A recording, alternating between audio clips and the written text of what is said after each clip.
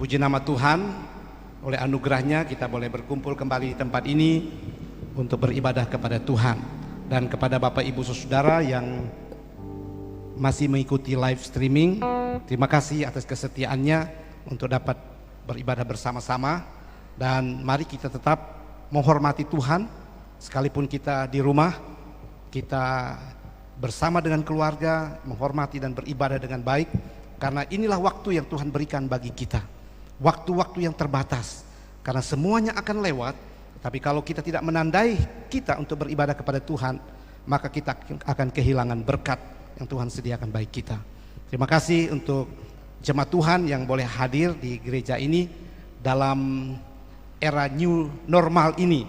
Kita diperkenankan boleh hadir, sekalipun tetap kita menjaga prosedur dan protokol kesehatan dengan menjaga jarak dan mencuci tangan sebelum kita memasuki gereja.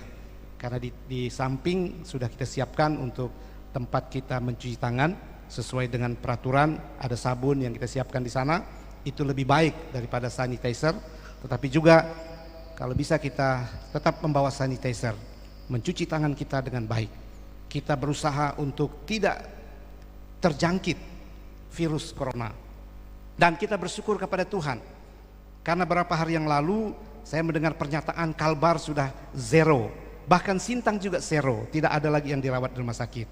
Puji nama Tuhan, itu berkat doa kita semua. Artinya bahwa kita sedang menuju keadaan yang normal. Tetapi virus itu tetap ada. Kemarin baru saja mendengar setelah Kaltara dinyatakan zero, tiba-tiba satu klaster di perusahaan kena semua, Pak.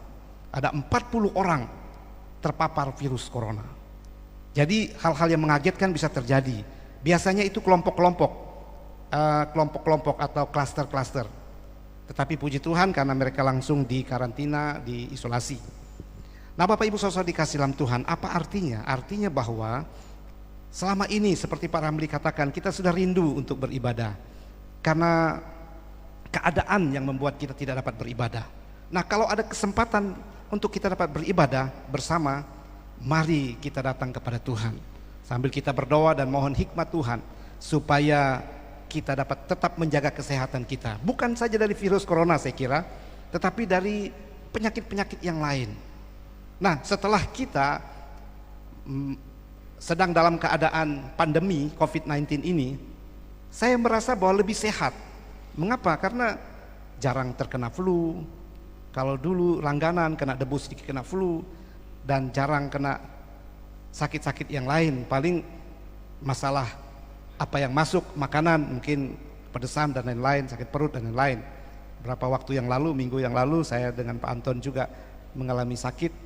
Tapi ya itu sakit-sakit yang karena makanan, bukan karena hal-hal virus yang lain. Puji nama Tuhan, kita sehat. Dan saya lihat ketika kita bertemu semua dalam keadaan sehat, bukan hanya sehat tetapi gemuk juga. Artinya bahwa ya kita sudah mengikuti prosedur kesehatan, dan itu yang Tuhan kehendaki, supaya tubuh kita sehat tetapi jiwa kita juga harus sehat ya. Ke depan saya berharap bahwa kita akan terus melaksanakan ibadah bersama seperti ini, dan sedikit-sedikit kita akan mengalihkan live streaming ini menjadi rekaman, dan semua diharapkan dapat beribadah di gereja. Tetap kita akan ada online, tetapi akan disiarkan ulang, karena kita berharap bahwa semua bisa hadir di gereja kalau sudah diperkenankan. Seperti itu. Baik Bapak Ibu Saudara dikasih dalam Tuhan, mari kita arahkan hati kita untuk mendengarkan firman Tuhan. Kita membaca firman Tuhan sebagai dasar perenungan kita atau khotbah kita pada pagi hari ini di dalam Yohanes pasal 7, Injil Yohanes pasal 7 ayat yang ke-37 sampai ayat yang ke-39. Yohanes pasal 7 ayat yang ke-37 dan sampai ayat yang ke-39. Kalau sudah mendapatkannya, saya akan membaca bagi kita. Demikian firman Tuhan. Dan pada hari terakhir, yaitu pada puncak perayaan itu, Yesus berdiri dan berseru, "Barang siapa haus, baiklah ia datang kepadaku dan minum.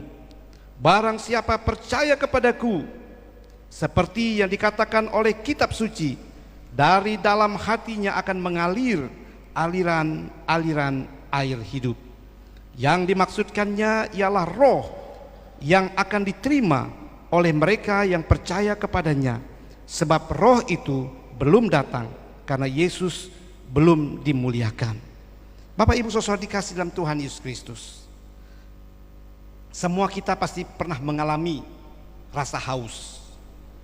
Dan rasa haus ini paling sukar diatasi daripada rasa lapar. Karena kalau kita sudah kehausan, maka itu akan sangat melelahkan tubuh kita. Bahkan rasa haus juga tanda bahwa kita memerlukan cairan, air yang menyegarkan untuk menambah kekuatan kepada tubuh kita. Itu sebabnya orang katakan jangan sampai kita kehausan yang begitu berat sehingga terjadi dehidrasi. Ya. Di beberapa tempat yang panas, kadang-kadang kita lupa bahwa kita haus, tetapi panas itu membuat kita kekurangan cairan dan kita harus selalu minum. Nah, ketika kita haus dan setelah kita minum, maka tubuh kita kembali menjadi segar. Nah, Bapak Ibu Saudara dikasih dalam Tuhan, hari ini kita mendengar satu pernyataan yang luar biasa. Proklamir, Yesus memproklamirkan diri sebagai sumber air hidup. Dan dia katakan, barang siapa haus, baiklah ia datang kepadaku dan minum. Yesus adalah sumber air kehidupan. Itulah tema khotbah kita pada pagi hari ini. Dan dia mengundang siapapun yang haus datang kepadanya. Haus yang dimaksud di sini bukan haus yang dialami oleh tubuh, tetapi haus yang menyerang tubuh rohani kita. Dalam kerinduannya kepada Allah, Daud menggambarkan dirinya bagaikan rusa yang merindukan air. Dia juga menggambarkan bahwa dirinya bagaikan tanah kering yang tandus, yang merindukan air. Dicatat di dalam Mazmur 42 dan Mazmur 62 ayat yang kedua. Bapak Ibu Saudara dikasih dalam Tuhan, jika kita memberikan porsi batin kita dan waktu yang sedikit kepada Tuhan, itu berarti kita juga sedang membiarkan roh kita mengalami kekeringan dan mengalami kehausan akan air kehidupan itu. Minggu yang lalu kita bicara tentang kakos dan agatos. Kakos kalau menguasai kehidupan kita, maka kita memerlukan air kehidupan itu. Kalau kehidupan kita lebih sedikit berhubungan kepada Tuhan, kita menjalin hubungan yang jarang dengan Tuhan, maka kita akan mengalami dehidrasi secara rohani. Itu sebabnya saya mau katakan seperti awal saya tekankan, mari kita datang kepada Tuhan, baik secara pribadi maupun secara bersama-sama.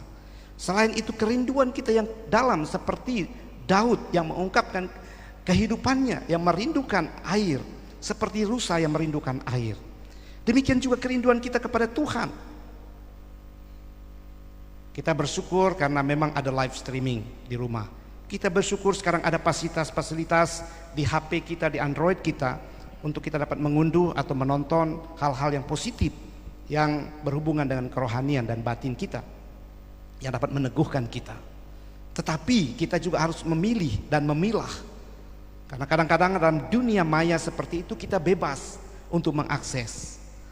Ada ajaran-ajaran yang sehat, tetapi ada juga ajaran-ajaran yang pada akhirnya mengarahkan kita jauh daripada Tuhan dan menimbulkan pertentangan-pertentangan. Karena itu Bapak Ibu Saudara dikasih dalam Tuhan, memang kita bersyukur untuk situasi perkembangan sekarang yang dunia tanpa batas. Tetapi kita juga harus hati-hati. Yang terbaik adalah di mana ada komunitas kita yang kita percaya bahwa gereja yang Tuhan utus, kita bersama-sama ada di dalamnya dan kita meyakini bahwa itulah gereja yang benar, maka di sanalah kita bertumbuh. Jadi kita tahu memang di dunia ini banyak gereja-gereja yang benar dan gereja-gereja yang tidak benar, Bapak Ibu Saudara, yang bukan membuat kepuasan dalam kehidupan rohani kita, tetapi membuat kita semakin haus, semakin lapar, dan itu tidak terpenuhi. Nah, Bapak Ibu Saudara dikasih dalam Tuhan, ada beberapa faktor yang menjadi penyebab mengapa kita mengalami kehausan yang tidak pernah terpuaskan. Yang pertama, tidak mau menyadari bahwa jiwa kita sedang merasa kehausan, atau kita salah memberikan makanan pada jiwa kita sehingga kehausan jiwa tidak dapat dipuaskan kepada hal-hal yang jasmani. Kita akan melihat contoh dalam Lukas pasal 12. Mari kita membaca di sana. Lukas pasal yang ke-12 ayat yang ke-16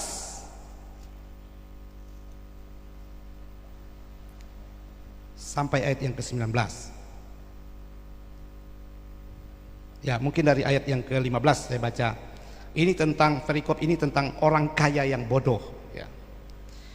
Katanya lagi kepada mereka, berjaga-jagalah dan waspadalah terhadap segala ketamakan, sebab walaupun seorang berlimpah-limpah hartanya, hidupnya tidak tergantung pada kekayaan itu.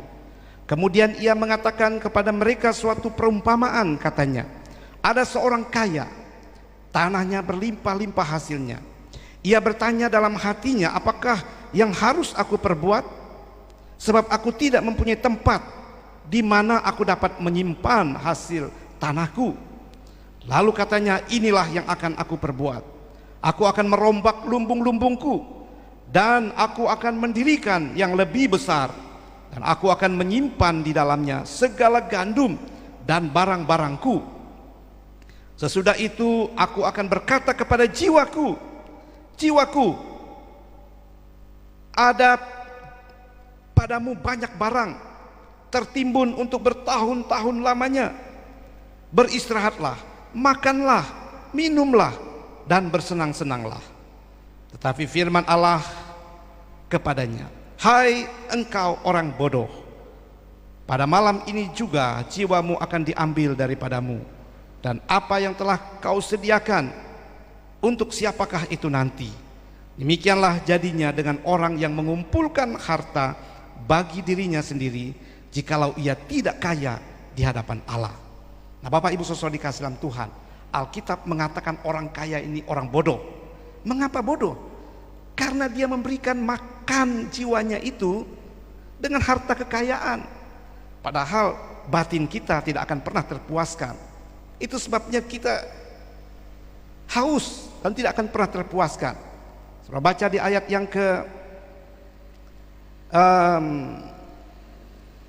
ayat yang ke-19 dikata, sesudah itu aku akan berkata kepada jiwaku, ini orang kaya yang bodoh, jiwaku, ada padamu banyak barang tertimbun untuk bertahun-tahun lamanya. Beristirahatlah, makanlah, minumlah, dan bersenang-senanglah. Bapak Ibu Saudara, bisakah semua harta dunia ini dapat memuaskan jiwa kita? Ini pertanyaannya. Sebenarnya Alkitab tidak melarang kita untuk kaya, tapi ayat bagian terakhir itu katakan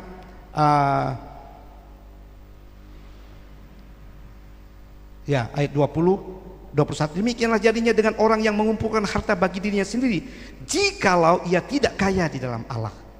Artinya bahwa ketika Tuhan memberkati kita secara jasmani, Tuhan juga ingin supaya memberkati kita secara rohani, kaya rohani, begitu ya. Jadi ini berimbang. Dengan kekayaan yang Tuhan berikan kepada kita, kita dapat membagi berkat itu. Tetapi sebenarnya kehausan jiwa kita itu bukan tergantung kepada apa yang ada dalam dunia ini, tetapi tergantung kepada hal-hal yang rohani. Jadi sebenarnya Bapak Ibu Saudara, saya memberitahukan kepada kita satu rahasia, kepuasan hidup kita bukan tergantung dengan apa yang kita miliki. Banyak orang terkecoh. Itu sebabnya saya mau katakan kepada kita, sama seperti orang bodoh tidak akan pernah terpuaskan kehidupannya. Dia telah memberikan makan jiwanya, dia suruh bersenang-senang dan minum, tapi tidak tahukah dia kalau Tuhan mencabut jiwanya saat itu, apa arti semuanya? Itu sebabnya Bapak Ibu Saudara dikasih dalam Tuhan, kehausan itu tidak akan dapat dipenuhi dengan hal-hal yang jasmani. Karena itulah dalam ayat 15 dikatakan berjaga-jaga dan waspadalah terhadap segala ketamakan, sebab walaupun seorang berlimpah-limpah hartanya, kehidupannya tidak tergantung dari kekayaan itu. Amin.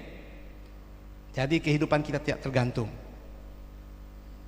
Kadang-kadang manusia itu terkecoh dengan kondisi dan kebutuhan, sehingga kita katakan kalau kita memiliki segalanya, maka jiwa kita akan terpuaskan, hidup kita terpuaskan. Memang untuk sementara kita dapat merasakannya, tetapi kita tidak boleh jadi seperti orang kaya yang bodoh. Tiba-tiba jiwanya Tuhan ambil. Apa yang terjadi? Untuk apa semuanya yang kita kumpulkan? Siapa yang akan menikmatinya? Itu sebabnya firman Tuhan katakan, mari kita kaya di dalam Tuhan. Kaya secara jasmani, kaya secara rohani. Nah, itu memang doa kita, supaya ketika kita kaya rohani, kita juga dapat mendukung pelayanan pekerjaan Tuhan.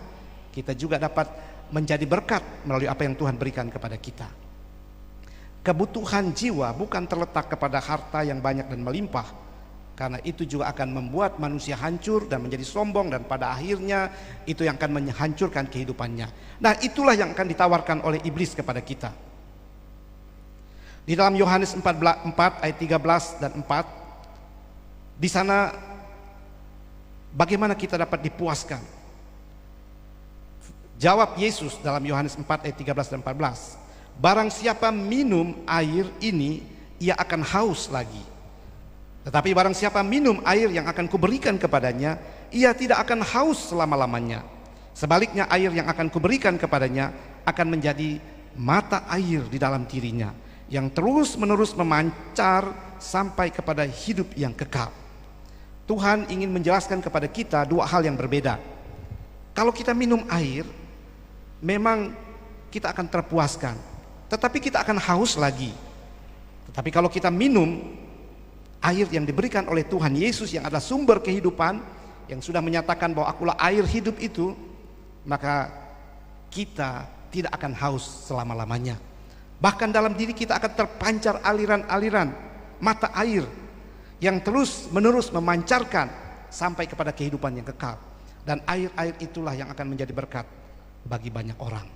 Jadi Bapak Ibu Saudara dikasih dalam Tuhan, kebutuhan utama manusia akan kehausan ini akan terpenuhi kalau kita tidak salah minum air itu. Kadang-kadang orang mengisinya dengan hal-hal yang jasmani, yang hanya terpuaskan sementara. Tetapi firman Tuhan mengingatkan kepada kita, mari kita mengisinya dengan hal rohani, dekat kepada Yesus, datang kepada Yesus, bergaul dengan Dia, tidak menjauhi persekutuan dan ibadah, dan pada akhirnya jiwa kita akan terpuaskan. Kemudian yang kedua, mengapa kita mengalami kehausan dan kita tidak akan pernah terpuaskan? Yang kedua adalah karena kesenangan atau segala kesenangan dunia dan tipu muslihat iblis telah mengisi kekosongan yang ada dalam hidup kita. Ya, arti kehausan itu diisi oleh kesenangan dunia, yang seperti yang saya katakan kakos tadi, kesenangan dunia, kesenangan daging, dan tipu muslihat iblis. Ya, ini yang harus kita waspadai. Kata iblis kepada mereka di dalam Lukas 4 ayat 6. Kata iblis kepadanya, segala kuasa itu serta kemuliaannya akan kuberikan kepadamu, sebab semua itu telah diserahkan kepadaku, dan aku memberikannya kepada siapa saja yang kukehendaki. Nah, ini pernyataan yang luar biasa iblis ini ya. Segala kuasa itu serta kemuliaannya akan kuberikan kepadamu, sebab semuanya itu telah diserahkan kepadaku, dan aku memberikannya kepada siapa saja yang kukehendaki. Saudara tahu ini perkataan kepada siapa? Kepada Yesus, yang kita tahu Tuhan. Tetapi iblis mencoba Yesus dengan perkataan ini, segala kemuliaan ada padaku dan akan kuberikan kepadamu, dan iblis sanggup untuk memberikannya. Tetapi apa yang iblis katakan? Asal kamu menyembah aku. Nah, Bapak Ibu Saudara dikasih dalam Tuhan, kekosongan, kehausan seringkali kita isi dengan kesenangan dunia, kedagingan, kakos itu ya. Dan kadang-kadang kita membiarkan juga iblis sebagai penipu, bapa dari segala penipu, untuk menipu kita. Dia mengatakan bahwa kepuasan jiwa kita akan dapat terpenuhi kalau kita menyembah Dia.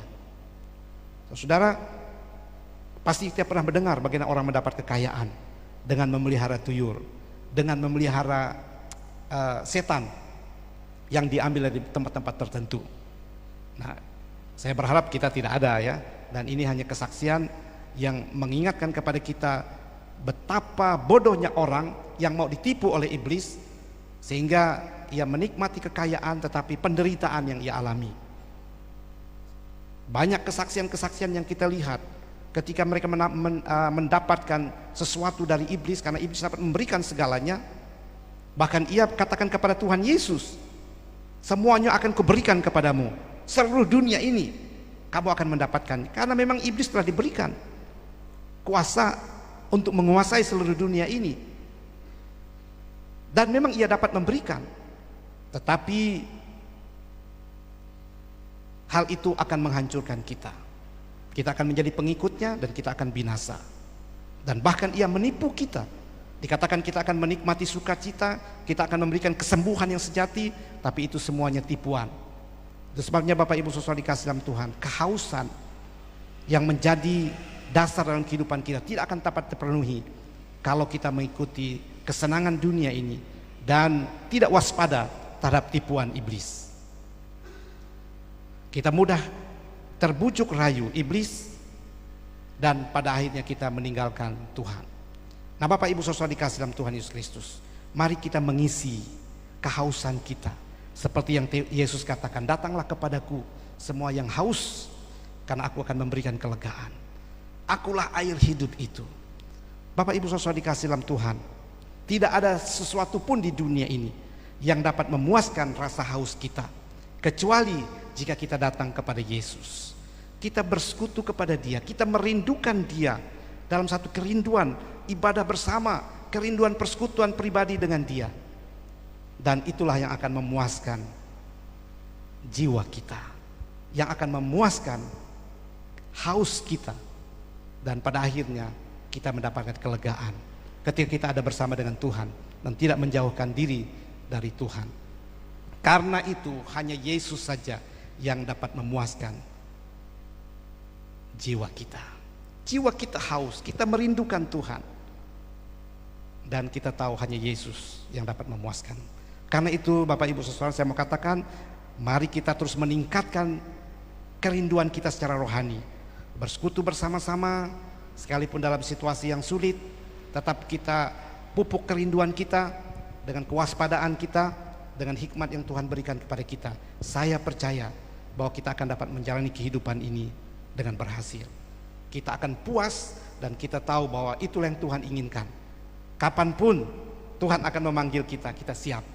Karena Tuhan telah memenuhi kehausan jiwa kita dengan kehadirannya di tengah-tengah kita. Kiranya Tuhan memberkati kita.